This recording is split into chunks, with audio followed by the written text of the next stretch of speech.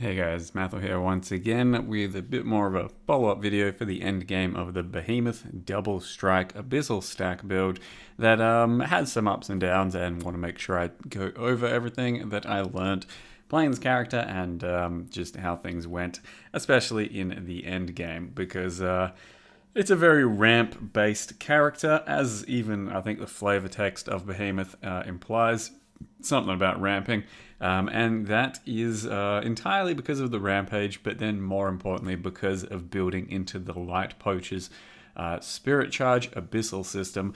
It does take a bit to get up all of our Spirit Charges. Maybe if I incorporated a second Worm Flask into my setup, let's say instead of the Quicksilver, I could ramp a lot quicker on boss fights. Throughout all normal gameplay, pretty much almost everything outside of just specific boss fights, our Spirit Charges are very well kept up, and we are at pretty much maximum operational damage and defensiveness with our Fortify, with our Endurance, with probably most flasks most of the time. Frenzy charges, and then of course Spirit Charges. They are up all of the time in normal gameplay, and your damage is pretty good. It's probably something like 10 to 20 mil in DPS, especially if you pop your what do you call it, Rage Vortex and also Vile Double Strikes. So against most normal content, we did pretty well and did not mind the ramp at all. Only real things that were kind of annoying is it does get annoying just leap slamming all of the time, especially once you get to a certain level of attack speed. You start to double jump, double leap slam sometimes, and that can be kind of frustrating too. But only leap slamming means that you never get to frostblink, which I absolutely love doing. I love leaping around a bit and then frostblinking to close a gap sometimes instantly without having to wait for that little delay that your leap slam has. And then it has more problems in the future as well, which I'll talk about in just a sec.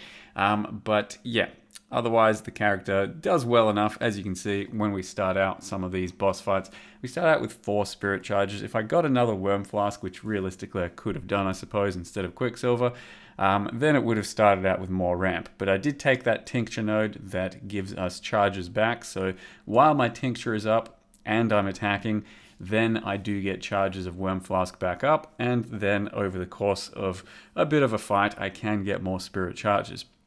Once those Spirit Charges are actually up and I get to attack, nice enough that I'm ramping with my double strike and momentum, then the DPS does seem good enough, and for the most part we can take some hits and do some pretty good hits as well. The instant leech setup from the duelist leech nodes with the 10% instant leech seems to hard carry quite a lot for our sustain. And it's definitely worth getting into. As you can see, once again, start out with a bit of ramp, and it almost is a bit of a novelty that our attack looks kind of like a damage over time because there's so many hits coming in and so much just profuse flail. So that's a bit of a novelty, but this still isn't even that S tier of a flail compared to I think the last time I played it, yeah, something like 15 attacks a second. Still could be more. I have seen people mention blitz charges, and while theoretically it's possible, it's hard to keep up that level of crit with blitz charges as well. So only possible if you went ahead and got even more crit than my character currently has, and it's already struggling to pull out a decent amount of crit. I had to get pretty much everything I could on the passive tree, the Rose Thorn, I think it's called, Tincture.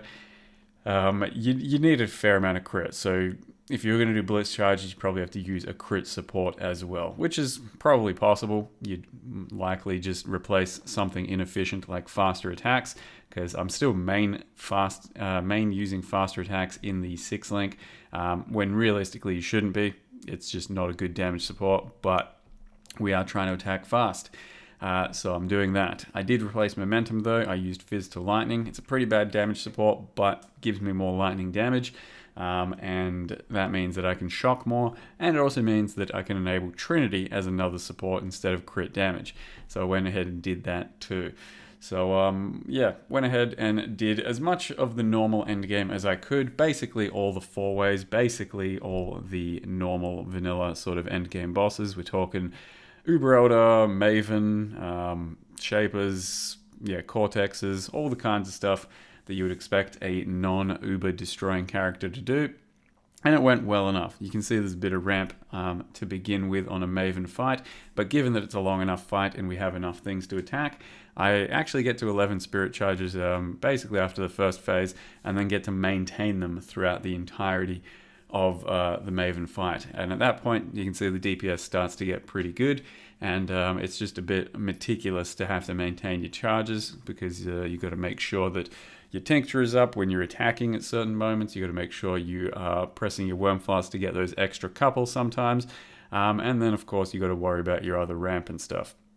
But the thing I wanted to mention is that, yeah, not having a frostblink or a dash or a flame dash really starts to get annoying on some things, like this type of endgame boss fight, where you can't just jump over a beam ever. You have to run through shit.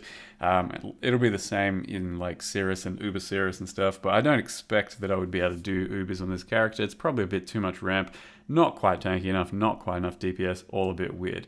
I gave myself one horrible tier 17 roll, so this is an abomination with area, attack speed, proj, all that useless bullshit, and it was just the worst shit ever.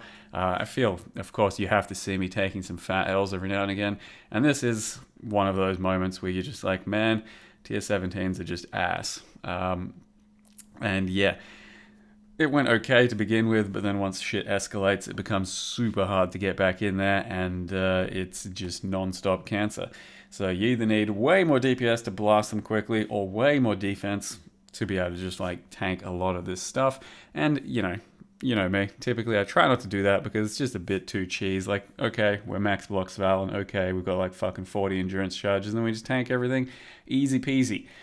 Nah, we need a bit of struggle, and for the most part, the defenses, the offense of the character went well enough that I was happy with it. But of course, the hardest of endgame, it's going to be probably too hard.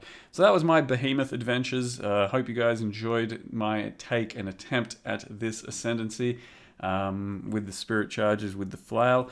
That'll do for this character. I'm going to be moving on, making another one. So thank you very much for watching. See you guys next time.